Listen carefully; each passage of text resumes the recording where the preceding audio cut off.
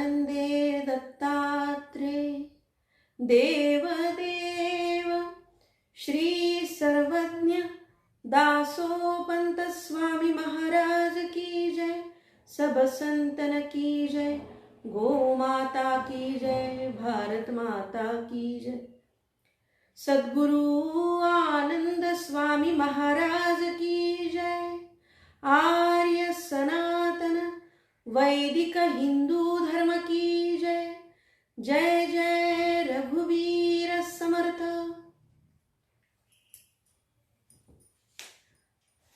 आज लोकांसाठीच दिलेला आणखी एक दृष्टांत असलेलं पद, अगदी छोटं आपण बघणार आहोत. कालच्यासारखंच 3 ओळीत, पण एक सुंदर गोष्ट मात्र मी ह्याच्यामध्ये सांगणार आहे. जो दृष्टांत दासोपंतांनी दिला त्या दृष्टांताच्या मागे पुराणांमधल्या प्राचीन संकल्पनांनी सूचक अशा कथा आम्हाला दिलेल्या आहेत. अशी कथा याच्यामध्ये दडलेली आहे. आपण आधी पद बघूया. हंसाची ये गती वायसू चाले. हंसाची ये गती वायसू चाले. परितो हंसू हे जनून बोले. हंसाची ये गती वायसू चाले. परितो हंसू हे जनून बोले. तैसे जाणपण आणिसी काह्या. तैसे जाणपण आणिसी काह्या. अंतरी अज्ञान बाहेरी माया. अंतरी अज्ञान बाहेरी माया. दिगंबरे विण साधुता नये. दिगंबरे विण साधुता नये. मूढे केले कर्म वायाची जाये. मूढे केले कर्म वायाची जाये. 3 ओळींचं पद. हंसाची ये गती वायसू चाले. परितो हंसू हे जनून बोले.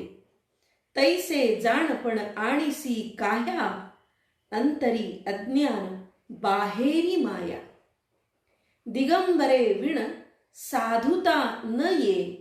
मूढे केले कर्म वायाची जाये. हंसाची ये गती वायसू चाले. परितो हंसू हे जनून बोले. हंस आणि वायसू. वायसू म्हणजे कावळा, काक. हंस आणि कावळ्याची तुलना इथे दासोपंतांनी केलेली आहे. तर हा जो दृष्टांत दिलेला आहे त्यांनी या 2 पक्ष्यांच्या वृत्तीचा, पक्ष्यांच्या प्रकारच्या माणसाच्या वृत्तीचा. खरं म्हणजे इथे हंस हा पक्षी नाही आणि कावळा हाही पक्षी नाही. मग ह्या 2 गोष्टी काय आहेत? हंस आणि कावळा या 2 वृत्ती आहेत माणसाच्या. एक छोटीशी गोष्ट आपण बघूया. प्राचीन काळापासून ही प्रसिद्ध गोष्ट आहे. काय गोष्ट आहे? प्राचीन काळापासून हंस हा पक्षी सद्भाव, नम्रता इत्यादी गुणांसाठी प्रसिद्ध आहे. किंवा या गुणांना व्यक्त करण्यासाठी सज्जनता, सद्भाव, नम्रता या गुणांसाठी हंस या पक्षाला प्रतीक म्हणून वापरले जातं. आणि कपटीपणा, बदमाशी, चालाकी, स्वार्थीपणा या वृत्तीसाठी, या स्वभावासाठी प्रतीक म्हणून कावळ्याचा या पक्षाचा किंवा हे सूचक म्हणून काक या पक्षाचा वापर केला जातो. हंस आणि कावळा या दोन्हींचं प्रतीक आपण आधी समजावून घेऊया. काय कथा आहे ही. फार पूर्वी एक गाव होतं आणि या गावामध्ये दोन ब्राह्मणांची घरं होती. एक ब्राह्मण गरीब होता, एक अत्यंत श्रीमंत होता. गरीब ब्राह्मणाची बायको त्या गरीब ब्राह्मणाला रोज उठून कटकट करायची. सतत तिची त्या दारिद्र्याविषयी तक्रार असायची, किरकिर करायची. आज हे नाही, मला ल्यायला नाही, खायला नाही, प्यायला नाही, झोपडी आहे, घर धड नाही, फाटकेचं घर, काय तुटकेचं छप्पर, असं एकनाथ महाराजांच्या भारुडाप्रमाणे ती अवस्था होती आणि ती रोज किरकिर करायची. हा इतका वैतागला ब्राह्मण आणि त्याने ठरवलं की हिची किरकिरच नको, याचा एकदा सोक्षमोक्षच लावून टाकूया. ही बायकोही नको, ही त्रासही नको, हे दुःखही नको आणि ही किरकिरही नको. काय करावं? घनदाट अरण्यामध्ये जावं आणि हिंस्त्र श्वापदाच्या मुखी पडावं. आपोआप कोणीतरी वाघ सिंह आपल्यावरती हल्ला करतील आणि आपण त्यांचं भक्ष होऊन त्यांच्या भक्षस्थानी पडावं असा विचार केला आणि या दारिद्र्याला, बायकोच्या रोज उठून बोलण्याला तो कंटाळला आणि अरण्यामध्ये निघाला. त्या दिवशी होती नेमकी एकादशी. एकादशीच्या दिवशी हा ब्राह्मण अरण्यामध्ये गेला. घनदाट जंगलाच्या अगदी मध्यभागावरती आला, पण कुठलाही पशु त्याला दिसेना. तो इकडे तिकडे बघू लागला आणि त्याला एक समोर गुहा दिसली. त्यानं विचार केला, गुहा दिसते म्हणजे इथं सिंह असला पाहिजे आणि गुहेच्या दिशेनं त्यानं चालायला सुरुवात केली. विचार केला, गुहेमध्ये सिंह असेल, दुपारची वेळ आहे, तो झोपलेला असेल, मी त्याची झोप मोडीन आणि मग तो चवताळेल, मला खाऊन टाकेल. गुहेच्या दारावरती पहारेकरी म्हणून हंस पक्षी उभा आहे. आता हंस पक्षी बघतो की एक ब्राह्मण येतो आहे, तो गुहेच्याच दिशेनं येतो आहे. तो जर गुहेत शिरेल तर सिंहाची झोप मोडेल. सिंहाची झोप मोडल्यानंतर ब्राह्मणावरती तोच आपोआपच चवताळून येईल आणि त्याला फाडून मारून खाऊन टाकेल. हंस असा विचार करतोय आणि त्याला लक्षात येतं, अरे आज तर एकादशी आहे आणि मग एकादशीच्या दिवशी हा ब्राह्मण जर सिंहाच्या भक्षस्थानी पडला तर माझ्या माथी मात्र ब्रह्महत्येचं पाप लागेल. आता काय करावं बरं? हे ब्रह्महत्येचं पाप जर आपल्याला आपल्या माथ्यावरती नको असेल तर आपण काहीतरी युक्ती करायला हवी. आणि मग त्यानं जोर जोरामध्ये सिंहाला आवाज द्यायला सुरुवात केली. हे सिंहराजा, आपण उठावं, जागं व्हावं. आज आपल्या भाग्याची खरं म्हणजे तिजोरी उघडली आहे. प्रत्यक्ष ब्राह्मण देवता आपल्या गुफेच्या तोंडावरती येऊन पोचलेला आहे आणि विप्रदेव आपल्या घरी आलेले आहेत. लवकर उठावं आणि या विप्रदेवांना आपण दक्षिणा द्यावी. आज एकादशी आहे आणि हे सिंहराजा, आपण जर या ब्राह्मणाला दक्षिणा दिलीत, या विप्रदेवाला दक्षिणा दिलीत तर आपल्याला मोक्षाची प्राप्ती होईल. आणि असा दिवस मला वाटत नाही राजा तुझ्या आयुष्यात पुन्हा येईल. पशुयोनीमधून तुझी सुटका होण्यासाठी अत्यंत सुलभ असा हा मार्ग आहे आणि ही संधी तुला चालून आली आहे. सिंहानं गर्जना केली, तो उठला आणि हंसाची गोष्ट त्याला एकदम पटली. पूर्वी कधीतरी शिकार केलेल्या एका मनुष्याची काही धनदौलत, दागिने गुहेमध्ये होते. सिंहानं ते दागिने, धनदौलत ती घेतली आणि ब्राह्मणाच्या पायावरती ती वाहिली. आपलं डोकं झुकवलं, शीश झुकवलं त्याचे पाय चाटले जिभेनी, त्याच्या समोर नतमस्तक झाला आणि तो वाकलेला बघून, सिंहाने वाकलेलं बघून हंसाने ब्राह्मणाला इशारा केला. हंसाने ब्राह्मणाला काय इशारा केला? हे विप्रदेव, हे सगळं धन उचल,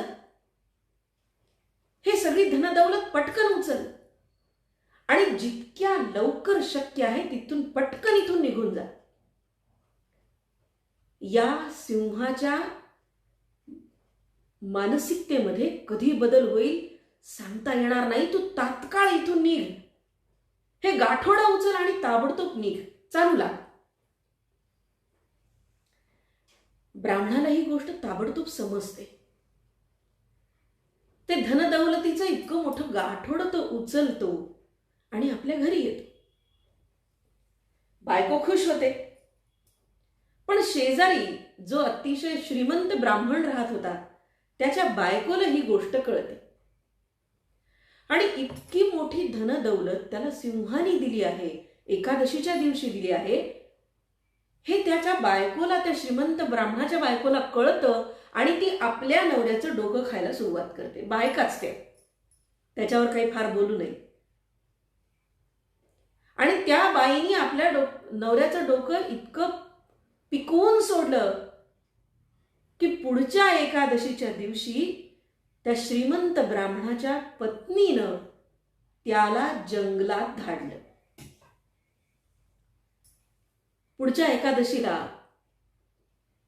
हा श्रीमंत ब्राह्मण त्याच घनदाट जंगलामध्ये आला. जंगलाच्या मध्यभागापर्यंत पोहोचला, ती गुहा त्याला दिसली. आता मात्र त्या गुहेच्या तोंडावरती, गुहेच्या दारावरती पहारेकरी बदललेला होता. पहारेकरी होता कावळा. बघा, आपण गोष्ट ऐकतोय हंस आणि कावळ्याची, नव्हे वृत्तीची. कावळ्यानं बघितलं ब्राह्मण येतो आहे आणि सिंहाच्याच गुहेकडे येतो आहे. वा, काय संधी चालून आली आहे म्हणा. सिंह या ब्राह्मणाला फाडेल, मारेल आणि मला सुद्धा यथेच्छ मेजवानी मिळेल. दिन बन गया. त्याच्या मनात आल्याबरोबर तसंच घडत गेलं. तो श्रीमंत ब्राह्मण गुहेच्या तोंडाजवळ आला. कावळ्यानं ते बघितलं आणि त्याच्याही हे मनात आलेलं होतं की आता सिंह उठेल आणि बाहेर येईल. पण सिंहाला उठवण्यासाठी ब्राह्मण आत जाईना आणि याला धीर धरवेना. आणि मग कावळाच ओरडायला लागला, काव काव काव काव. सिंह जागा झाला, त्याची झोप मोडली आणि तो संतापला. बाहेर आला, त्यानं बघितलं ब्राह्मण उभा आहे समोर. एकादशी आहे, पण कावळा मात्र आनंदाने ओरडतोय. कावळ्याचा आनंद कोणत्या कारणासाठी आहे हे सिंहाच्या लक्षात आलं. याची कावकाव कशासाठी आहे हे सिंहाच्या लक्षात आलं आणि त्याला पूर्वी हंसाने सांगितलेल्या धर्माची आठवण झाली. त्याच्या मनात आलं, आपल्याला हंसाने सांगितलं होतं की एकादशीच्या दिवशी विप्राला तू दान धर्म कर, त्याला मारू नकोस, तुझी पशु योनीतून सुटका होईल. राजा शेवटी राजा आहे, हक्क आहे त्याचा. कावळा ब्राह्मणाला मारा असं सिंहाला सांगत होता ओरडून, पण सिंह गर्जना करत म्हणाला, हंस उड़ सरवर गए और अब काग भये प्रधान. हंस उड़ सरवर गए और अब काग भये प्रधान. हे विप्रा अपने घर जाओ, मैं ना किसी का यजमान. ब्राह्मणा, तू आपल्या घरी निघून जा. आता माझ्या दारावरचे जे पहारेकरी आहेत ते बदलले. हंस वृत्ती ही दूरवर निघून गेलेली आहे, सरोवराच्या पार निघून गेलेली आहे. आणि आता कावळे प्रधान झालेले आहेत. तेव्हा हे विप्रदेवा, माझी बुद्धी बदलायच्या आत, मी तुझ्यावर झडप घालायच्या आत तुला माझी विनंती आहे, तू इथून निघून जा. कारण कावळा माझ्या बुद्धीचा भ्रम केव्हा करेल मलाच कल्पना नाही. बघा, अर्थात हे ब्राह्मण देव, हंस जो अच्छी सोच वाले, अच्छी मनोवृत्ति वाले थे, वे उड़कर सरोवर यानी तालाब को चले गए हैं. और अब कौवा प्रधान पहरेदार है जो मुझे तुम्हें मारने के लिए उकसा रहा है. इससे पहले कि मेरी बुद्धि घूमे, हे ब्राह्मण, आप यहां से चले जाओ. शेर आज तक किसी का यजमान नहीं हुआ है. वो तो हंस था जिसने मुझसे ऐसे शेर से भी पुण्य करवाया.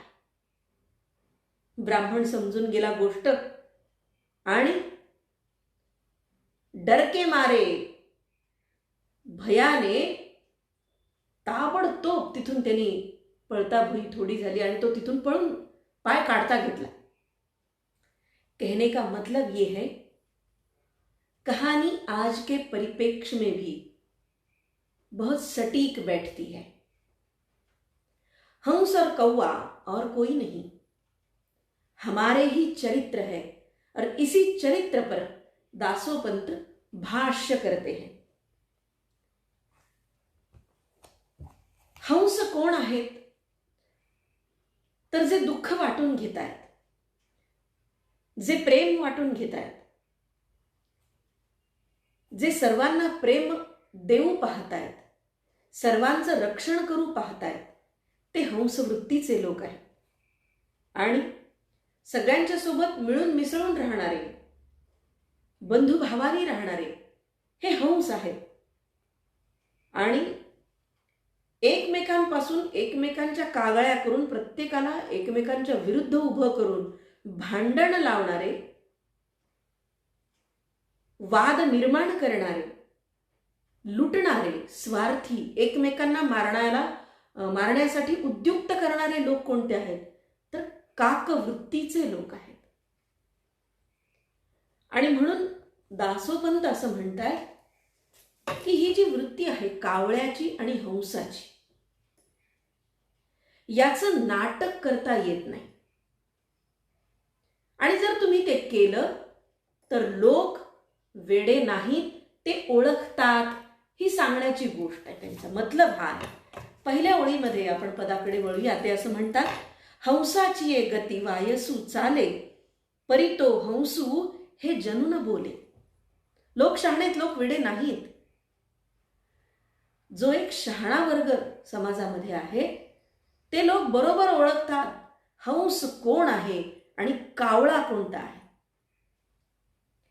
हंसाचं नाटक जरी कावळ्यानं केलं, हंसासारख्या चालीनं जरी त्यानं चालण्याचा प्रयत्न केला, तरी सुद्धा तो हंस नाही, कावळा आहे हे ओळखणारे लोक समाजामध्ये आहेत. तैसे जाणपण आणिसी काय. आणि हे जाणपण, हे शहाणपण, हे देवानी सगळ्यांना द्यावं. हंस कोणता, कावळा कोणता, हे लोकांना ओळखायला यावं.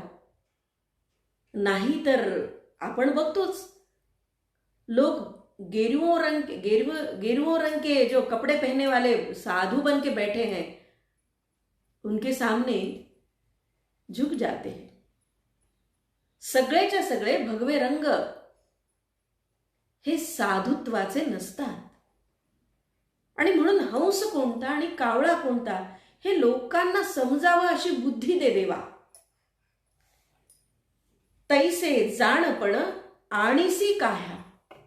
हे असं जाणपण, हे जाणतेपण, ही ओळख, हे परिचयाचं होण्याची बुद्धी, हे ओळखण्याची बुद्धी देवानं सर्वांना द्यावी, लोक वेडे राहू नयेत.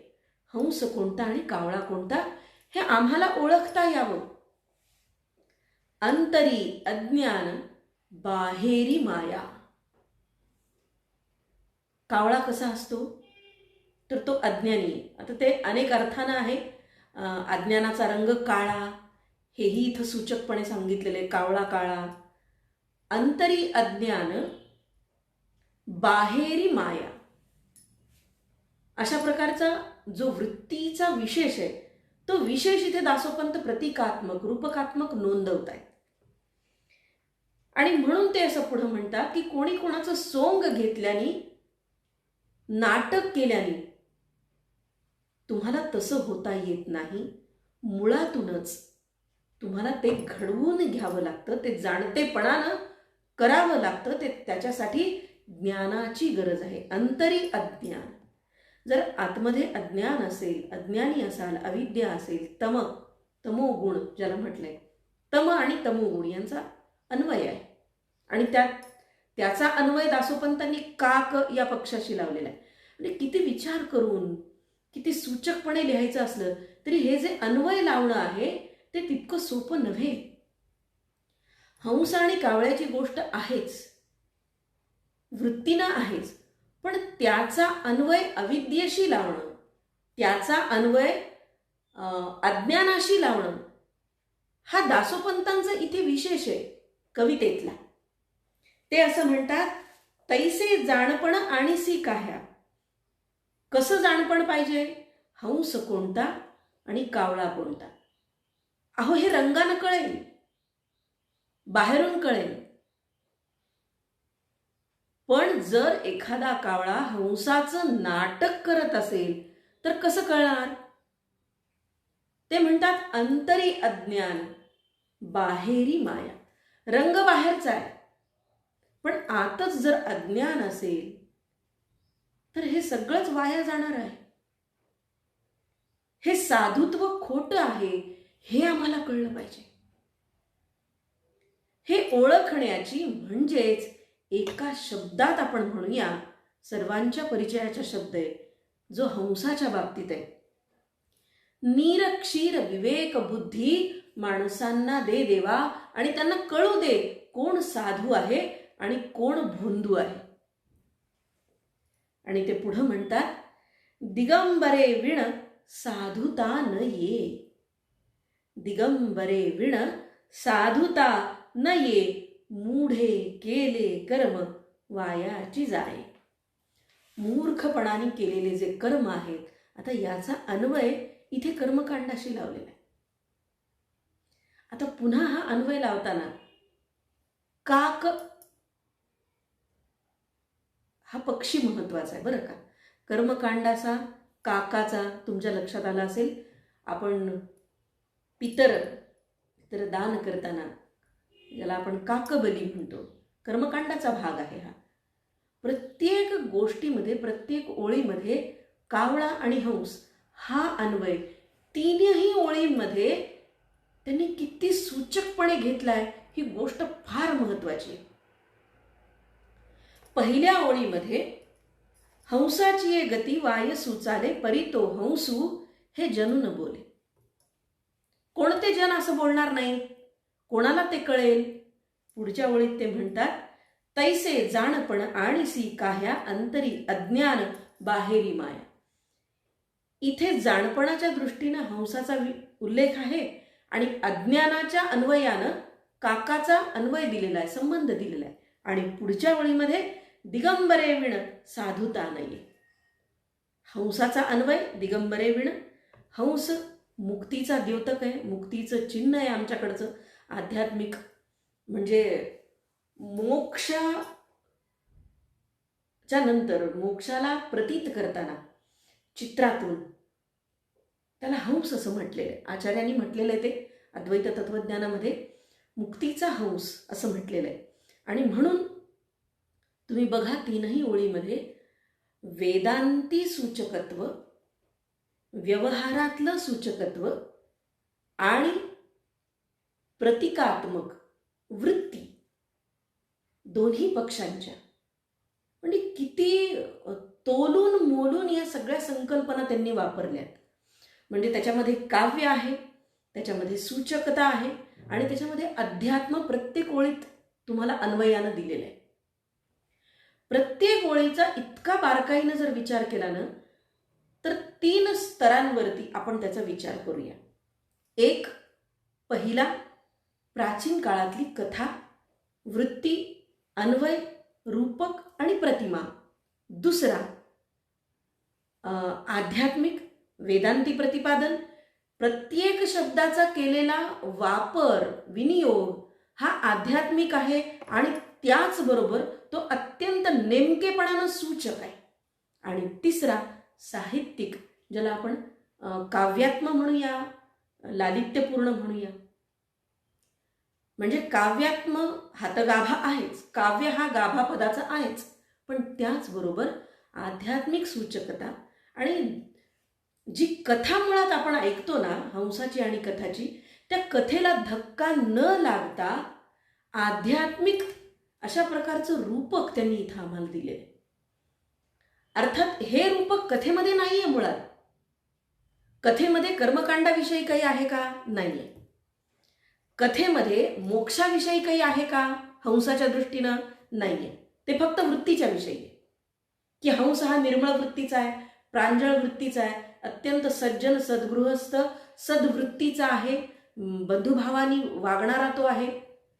पण आध्यात्मिक विवेचन करताना मोक्षाचं चिन्ह म्हणजे हंस, कर्मकांडाचं चिन्ह म्हणजे काक. जितकं आम्ही या 3 ओळींच्या डोहामध्ये एकेका ओळीसाठी बुडत जाऊ, तितका अर्थाच्या लाटा आमच्यापर्यंत पोचतात, हे नक्की. आणि म्हणून एखाद्या पदाचा विचार करताना हे बघितलं पाहिजे सगळ्यांनीच, म्हणजे फक्त दासोपंतांच्याच नव्हे, तर तशी निरूपणं आपल्याकडे उपलब्ध आहेत आता अनेकांची. आदरणीय वैकुंठवासी धुंडा महाराजांनी केलेलं निरूपण आहे, तुकाराम बुवांच्यावरचं, अभंगांवरचं, ज्ञानदेवांच्यावरचं केलेलं आहे. आणि आपल्याला एक दृष्टी प्राप्त होते की एखाद्या पदावरचं विवेचन करताना आपण त्याच्याकडे किती बाजूंनी बघू शकतो. एक शब्द धरला की त्याचा अन्वय आपण किती संदर्भाने लावू शकतो आणि हे अन्वय जेव्हा एकमेकांना वर्तुळाकार पूर्ण होतात आणि आपल्याला त्या पदाचा केंद्रभाग, गाभा सापडतो असं म्हणता येईल. 3च ओळींचं पद आहे, पण अत्यंत सुंदर अशा प्रकारचं नेमकेपणाचं सूचक प्रतिमा आणि रूपकाने आमच्यापर्यंत पोचवलेला हा उपदेश आहे. हंसाची ये गती वायसू चाले, परितो हंसू हे जनु न बोले. तैसे जाणपण आणिसी काह्या, तैसे जाणपण आणिसी काह्या, अंतरी अज्ञान बाहेरी माया. अंतरी अज्ञान बाहेरी माया हा कावळा आहे आणि तैसे जाणपण हा हंस आहे. दिगंबरे विण साधुता नये, दिगंबरे विण साधुता नये. साधू वृत्ती ही हंसाची आहे. हंस मुक्तीचं प्रतीक आहे आणि दिगंबर हा मुक्तीचा शेवटचा टप्पा आहे. तो साधुत्व, जे साधुत्व येणार आहे ते दिगंबराशिवाय कधीच शक्य नाही.